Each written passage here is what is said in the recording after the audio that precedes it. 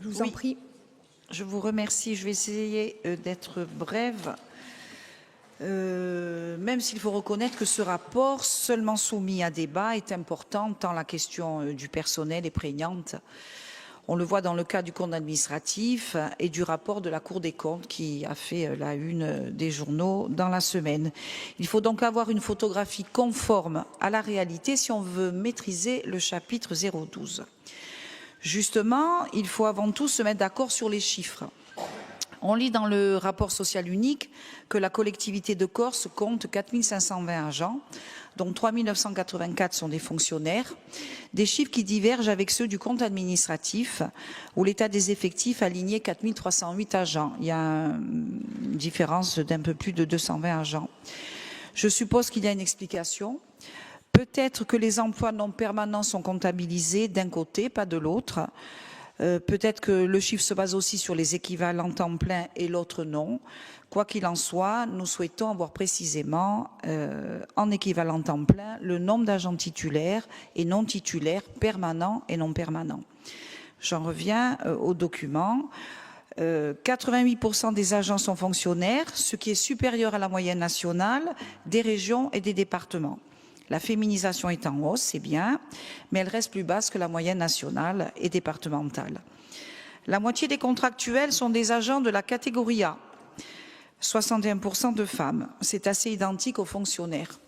80% des contractuels occupent un CDD. 20% sont en CDI. En 2023, les contractuels, Paul Félix nous le rappelait, ont augmenté de pratiquement 8%.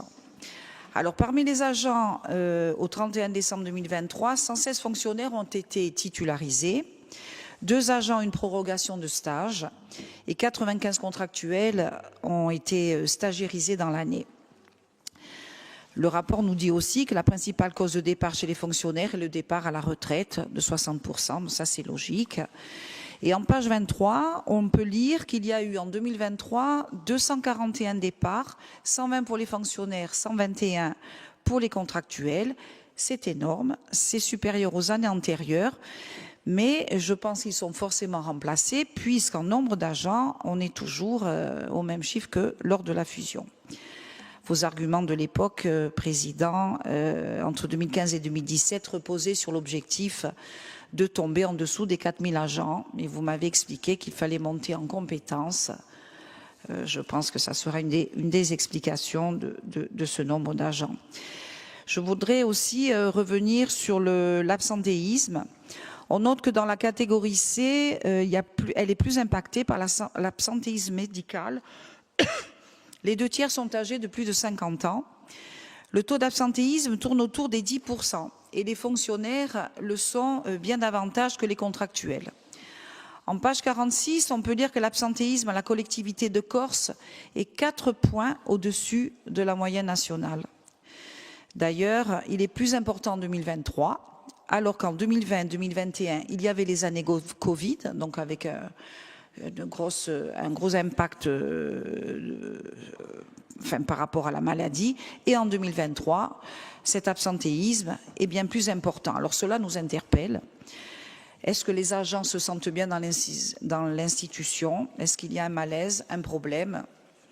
Cette question de l'absentéisme est particulièrement préoccupante car elle impacte le fonctionnement de l'institution, tout comme le recours au télétravail, dont les modalités ont été récemment revues en considérant qu'il pouvait y avoir des abus. Sur ce point-là, Président, vous savez que j'étais de votre côté concernant la diminution du télétravail. Cela me conduit, pour finir, à vous interroger sur un sujet que l'on évoque rarement, c'est la mobilisation du CET, le compte épargne-temps, depuis l'instauration de la pointeuse. Je souhaiterais savoir combien la collectivité de Corse a dû verser en termes de masse globale, bien sûr, chaque année, aux agents qui sont dépositaires d'un compte épargne-temps, pour avoir une idée de ce que ça représente. Le rapport, le fameux rapport de la Cour régionale des comptes, en page 24, regrette l'absence de provision pour ces CET. Par contre, la M57 rend obligatoire le provisionnement pour couvrir les charges afférentes aux jours épargnés sur ce compte épargne-temps. On apprend qu'au 31/12/2023, 3 588 agents ont ouvert un CET, cumulant 132 500 jours épargnés. C'est énorme. Ce que rapproche la Cour régionale des comptes, c'est que vous n'avez provisionné que 4,1 millions d'euros, alors qu'elle estime que 22 millions auraient dû l'être, impactant le résultat de fonctionnement. C'est une évidence. D'une part, il y a un risque d'insécurité budgétaire avec ces chiffres, cette différence. D'autre part, c'est, je pense, une ruine.